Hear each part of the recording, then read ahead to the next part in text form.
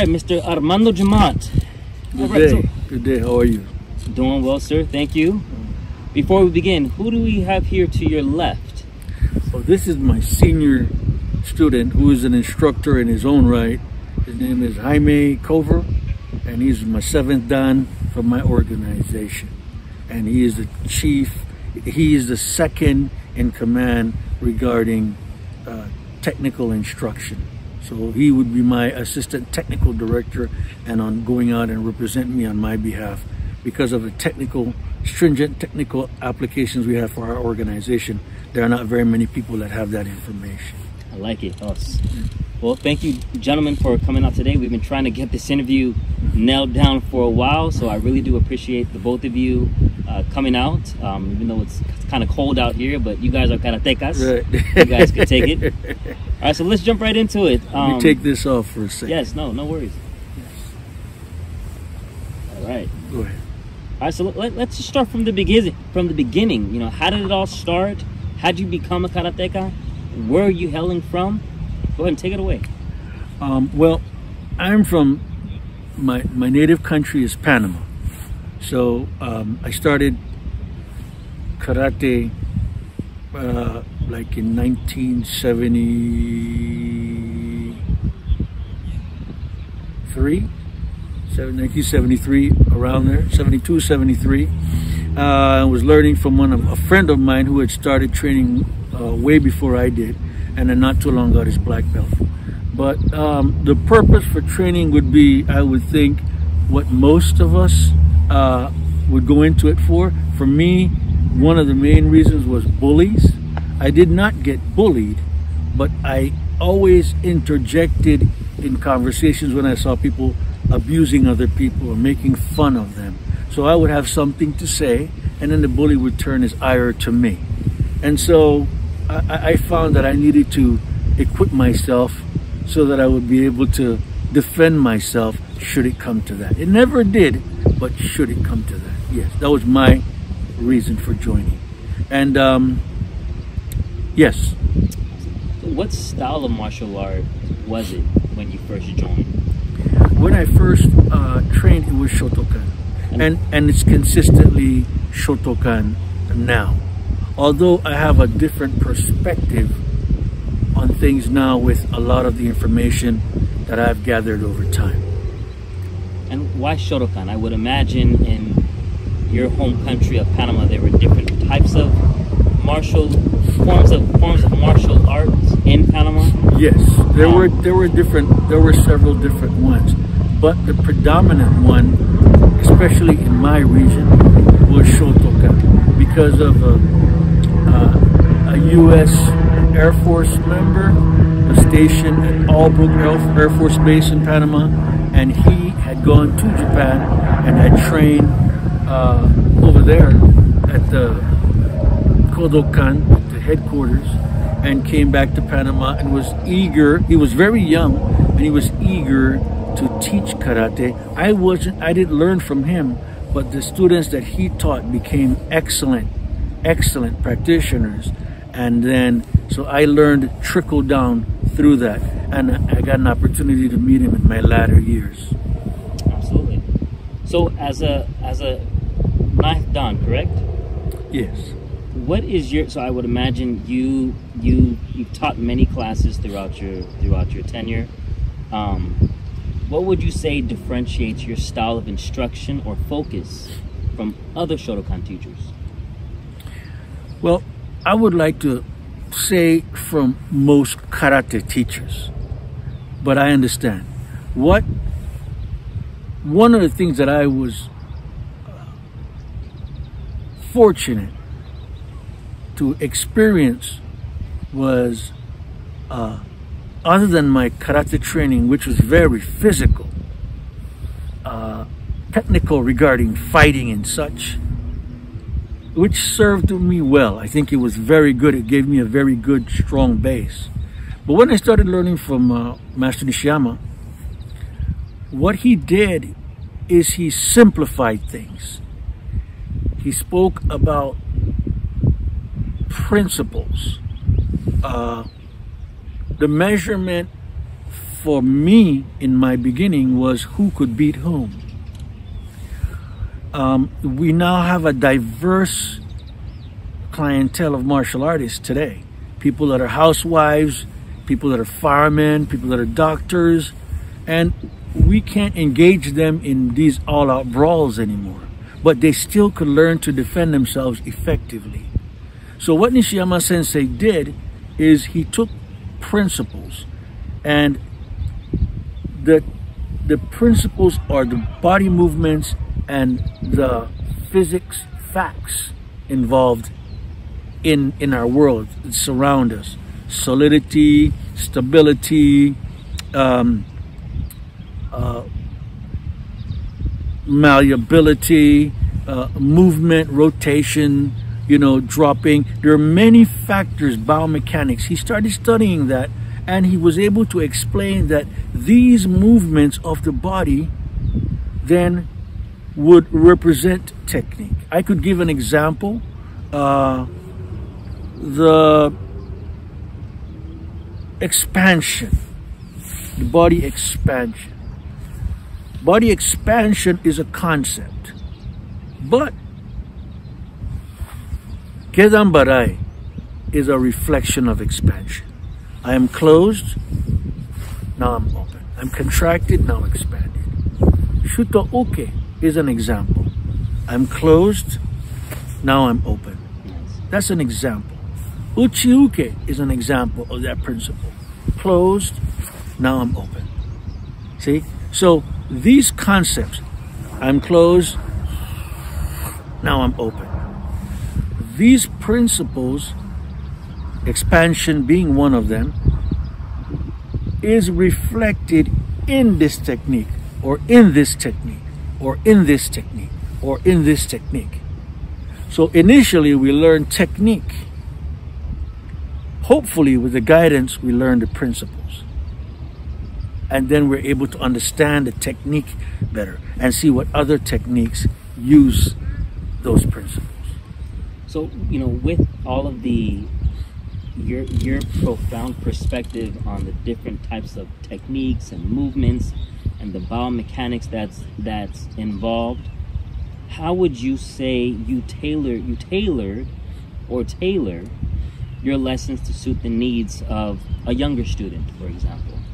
Okay. Well, karate, like any other art, is mostly copying. So we see, we copy.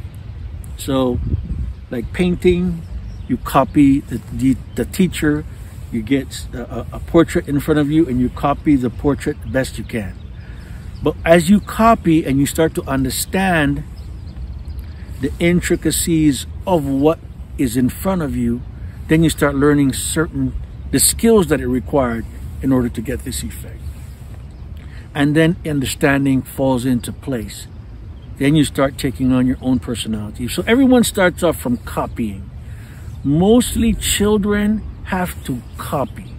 But I still teach them, younger students, what is the example of what the biomechanic or what the principle is.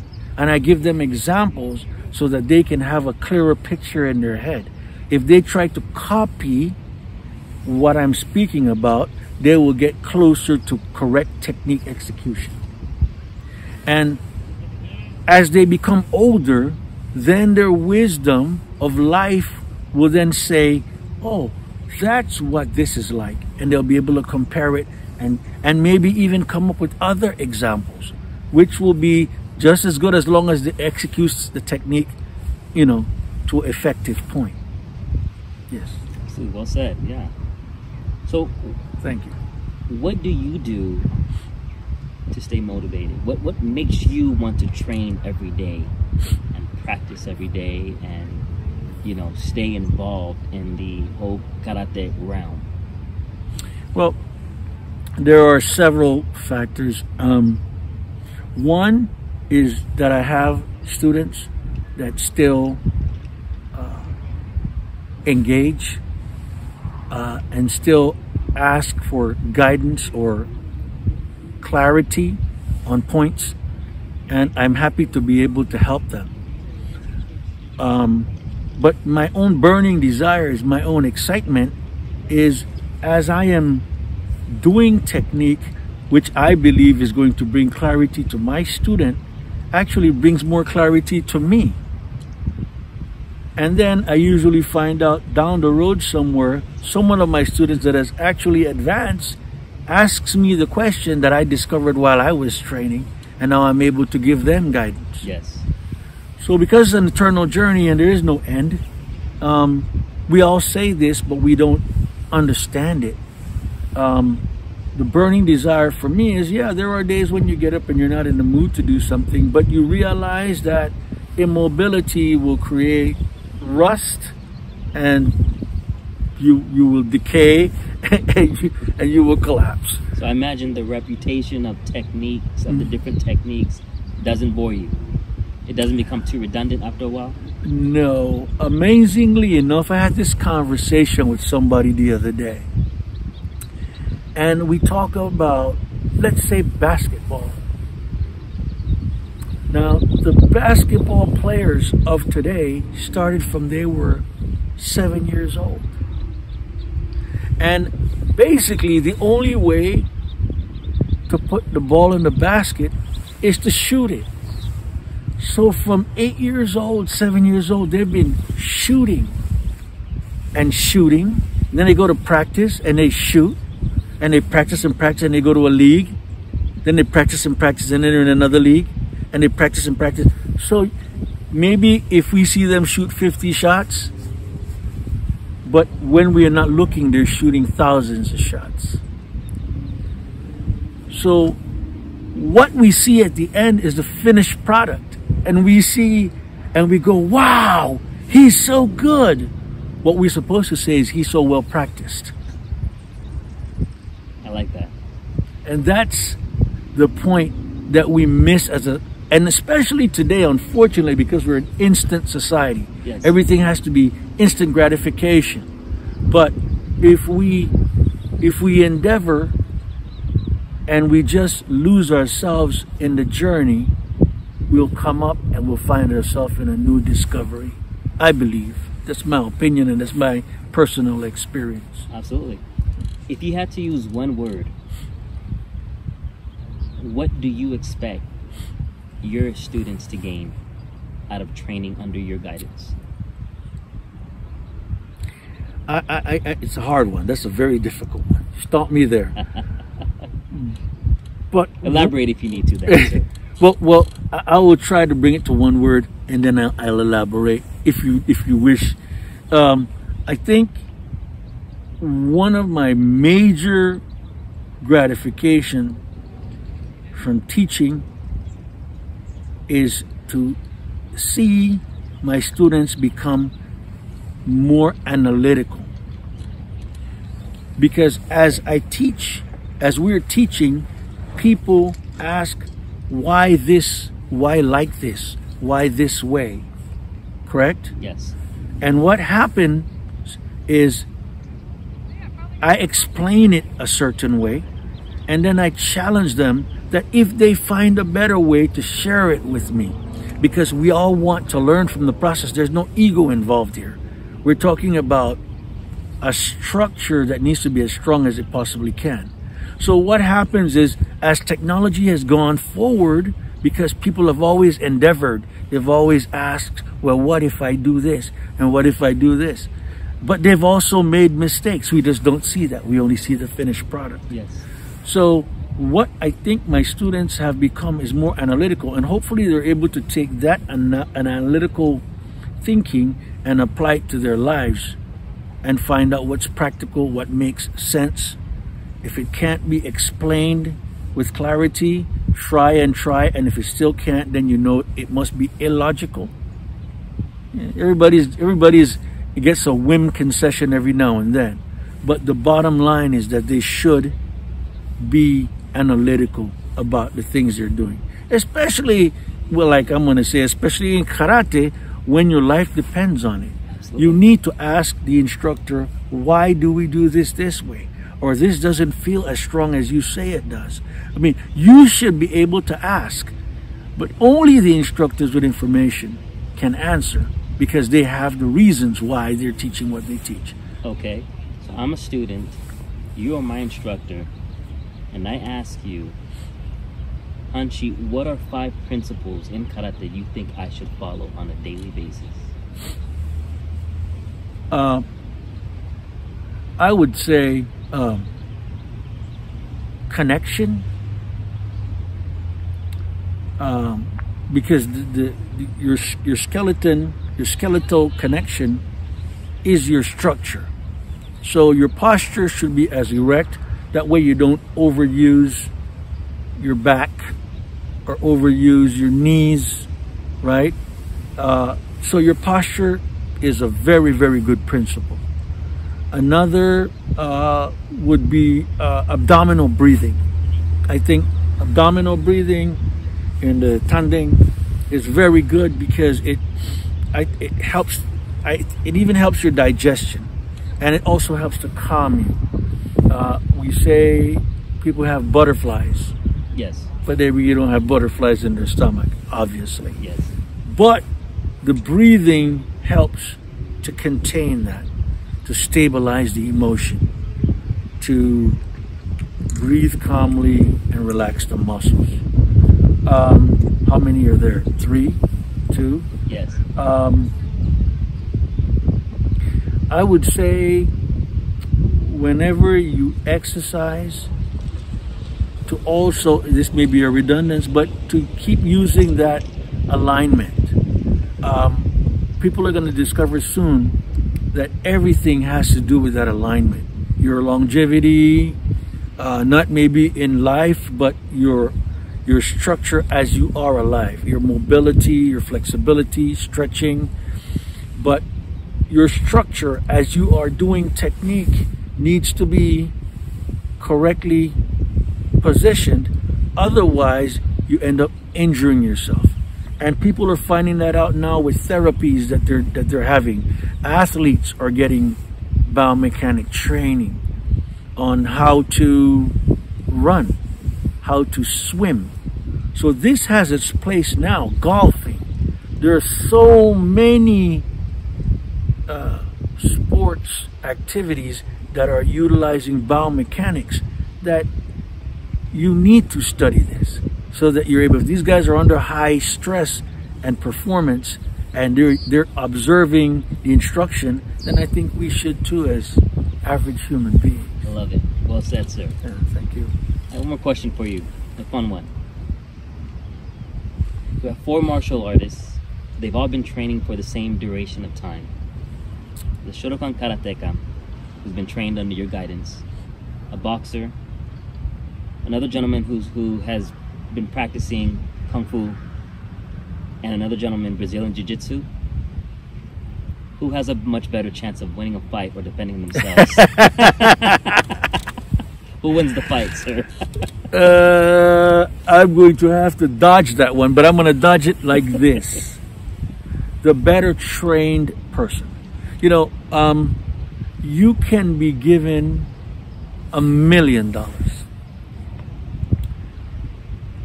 It makes you, in that moment, it makes you rich. But after a while, we will see if you remain rich. So, when I give instruction to students, they are the ones that have to work it, train it, and they're the ones that have to be committed to the moment that they have to use it. So there are times when I've had experiences where students say, wow, that does work, but could, one person said, but couldn't I get in trouble for doing this? I mean, it would hurt someone. And I'm saying that is precisely what it's for. If the person is trying to hurt you, you have to incapacitate them, right? But that doubt planted in a person that came to take karate tells me that they have this doubt in the back of their minds that will create a moment of weakness which might cost them their lives. So I wouldn't put my money on anyone. I would be rooting for my student. Absolutely. But I believe that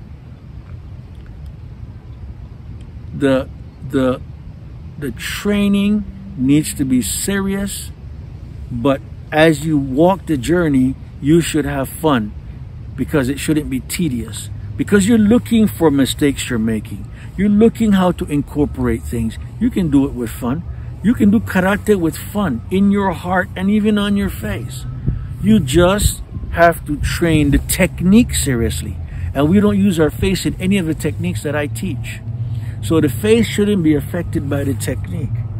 A knitted brow and a tight fist does not create a better technique. Right? Yes. So train with joy, and you will get better results, and you'll be able to last longer in training.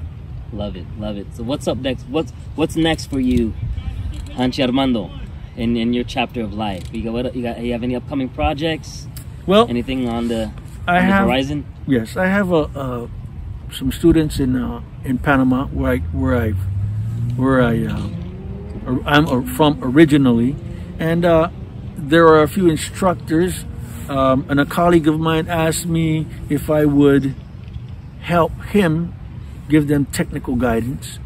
But I am also going to be expanding my organization any and everywhere. So I've been out of circulation for a while, but I'm back, and I'm just letting everyone know. So old or new, the older the student, the more they're adhere to what I've been teaching this whole time. So they will be better exponents of what I teach. But the new students can also learn, and they can be as proficient as this gentleman that's standing beside me as well. And then I can have more people to help propagate the art and teach it the correct way without me having to be there personally. Well said, sir. Hanshi, it's been a pleasure. Thank you very much. Us. Us.